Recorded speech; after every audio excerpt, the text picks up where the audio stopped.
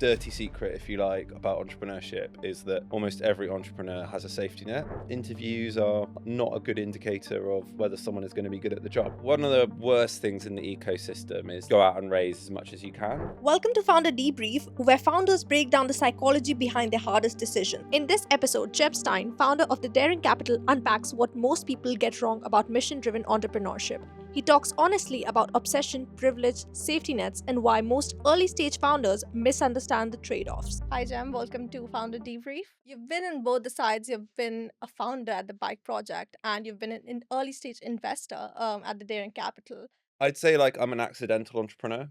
I don't come from a family of entrepreneurs. I come from a family of people doing extremely safe jobs. So academia, medicine, law, psychology, jobs where there is no risk involved to your income, which are very linear and steady. And that goes across my grandparents, parents, and my own generation, both my siblings and my cousins and everyone. I don't know quite how I ended up taking a different road, but it was an accident. I guess I get quite obsessive about problems that I want to solve. And that's really the story of my journey. When I was at the LSE, so I studied there between 2007 and 2010, I joined a scheme for unaccompanied asylum seekers, and I grew up in the Jewish community, and there's very much a kind of affinity with the cause of refugees within the Jewish community. And I joined one run by a Jewish community at that point. For some reason, I became interested in it, and I joined a befriending scheme for unaccompanied asylum seekers. So an asylum seeker is someone who is come here and applying for asylum, but has not yet been granted status. So that limbo can last several years, 3, 5, 10, 15. I've met people who have 15 years in the process. And in that time, you get was then about £35 a week to live off, and you're not allowed to work. If you're in that situation and you're unaccompanied, which means you're under 18 here without an adult, it can be very difficult to get around, right? Because if you live in London, a bus pass is £21 a week.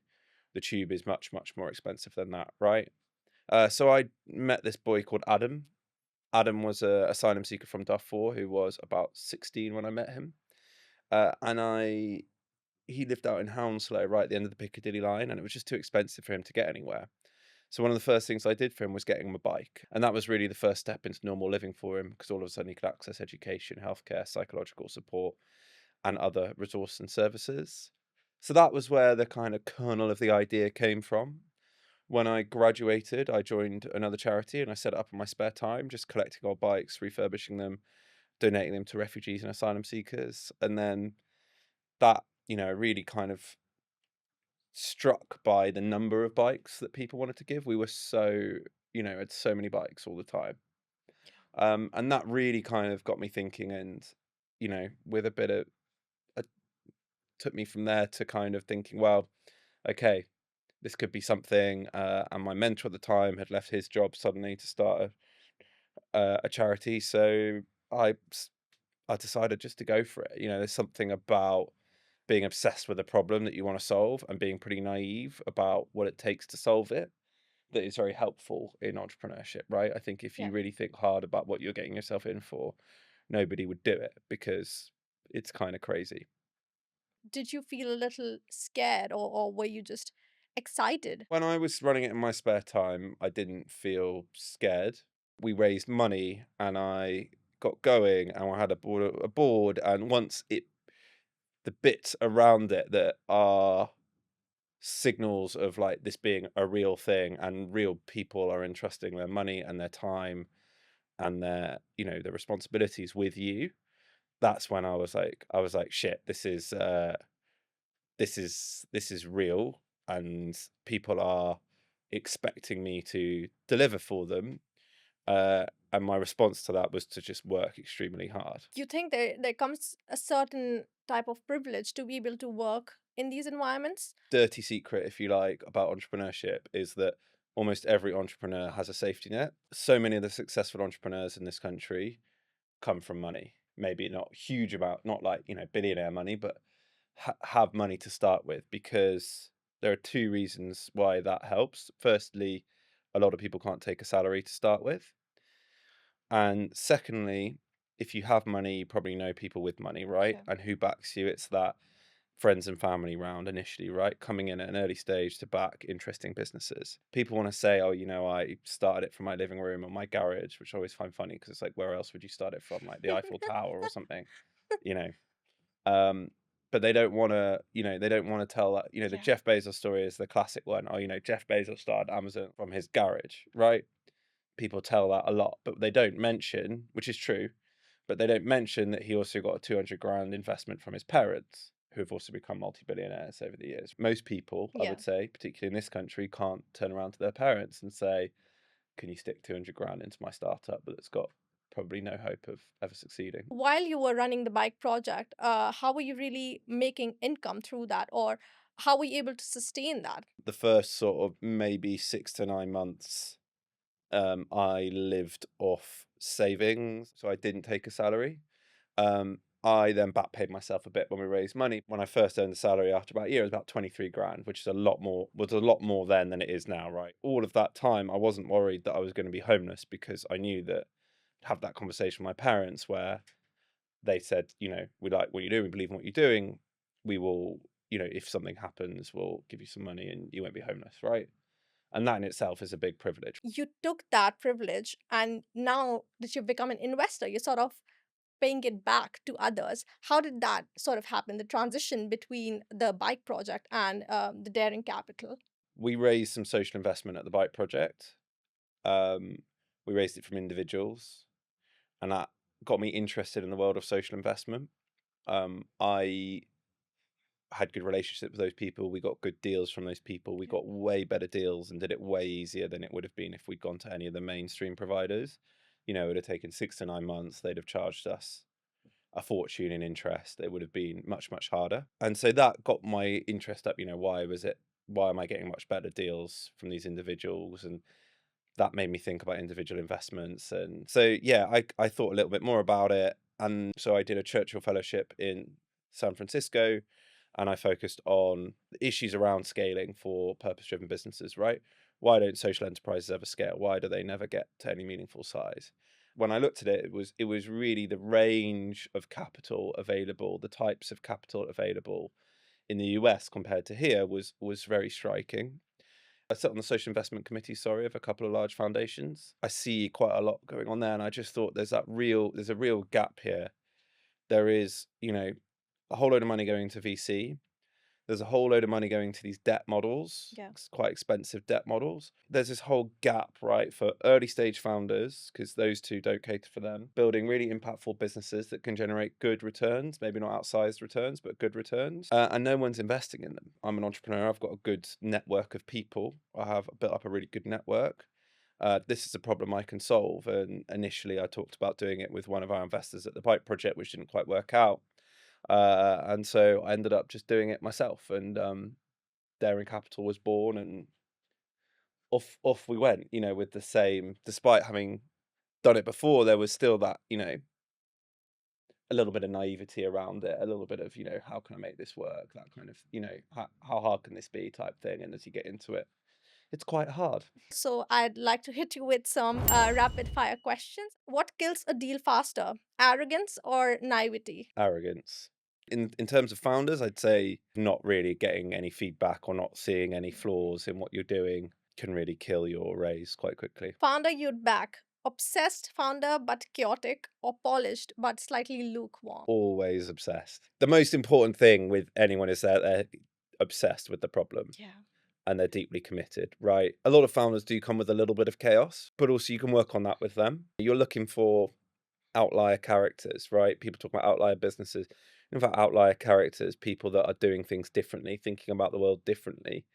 And often that comes with a little bit of chaos, I think. One word founder should never say in a pitch. Dividends. Would you mind explaining that a little bit? So I think if you're an angel investor, you want to see an exit, Yeah. and you want a founder to build towards an exit.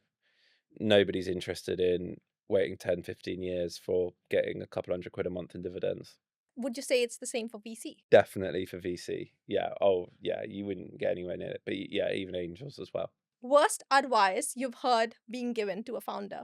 One of the worst things in the ecosystem is like go out and raise as much as you can. I think that's always like dangerous. There are a like very, very small number of AI companies that will go out. That you read in TechCrunch, Granola raised 37 million at 250 million valuation, which was like ridiculous, right?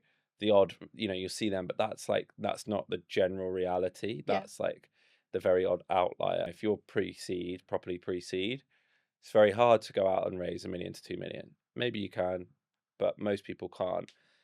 It's better to raise, 250 to five, a couple of $100,000, get going, do the normal route and raise again. That brings your valuation down to a more manageable level for you and them. Going out and trying to raise 1 million at a 5 million valuation at pre-seed, and then having to turn around to everyone and go, well, actually, I only raised 200,000 is a bit of a mood killer. I think a lot of people are interested in raising more because it'll raise the company's valuation, but the expectation doesn't always match the reality. Yeah, and the problem with the valuation is that I see this a lot where like there's a lot of angels, for example, out there don't necessarily understand valuations Yeah. or think they do, but they don't. So they'll just invest at whatever valuation, right? Or don't want to negotiate on valuation. So people might raise like 100,000, couple $100,000 from angels at a silly valuation, and then they raise it, they close it, and then they say, oh, so my next round I need to raise 500,000. And then you turn around and say, well, but so now I'm worth 8 million or 7 million. You're like, but you're not worth that. And you're beyond the angels now that people are actually thinking about it. That valuation is pretty punchy. So I think, you end up hurting yourself more if you overvalue your company too early. No founders ever listen to me when I say that, but you really do. What's more dangerous in a startup? Would you say, is it moving too fast or is it moving too slow? Moving too slow is definitely more dangerous, I think, in a startup. If you move too fast, you learn faster. Even if it goes wrong, Yeah. you learn pretty quickly. You can obviously make big mistakes. And if you make really big mistakes, they can cost you, but definitely moving too slow is a much bigger danger. If you go fast, move fast, quickly through things, you learn a lot more, grow faster, build faster, make more progress faster, right? Even if some of those decisions are wrong. Now, look, if you make massive decisions too fast, if you go out there and hire a CTO and give them way too much money, for example, which happens, that's a mistake. Hiring decisions, for example, are best taken a bit slower. Too slowly, I think, is more of a risk that I see, where people are, we've got to build the organization, or we've got to do this first, and we're not ready to sell and ready to ship. That's a bigger risk, I think. What is one thing you wish every founder knew about investors? Investors are not a monolith. Not everyone thinks the same thing or has the same opinion. I have a syndicate of investors, and they all think different things all the time.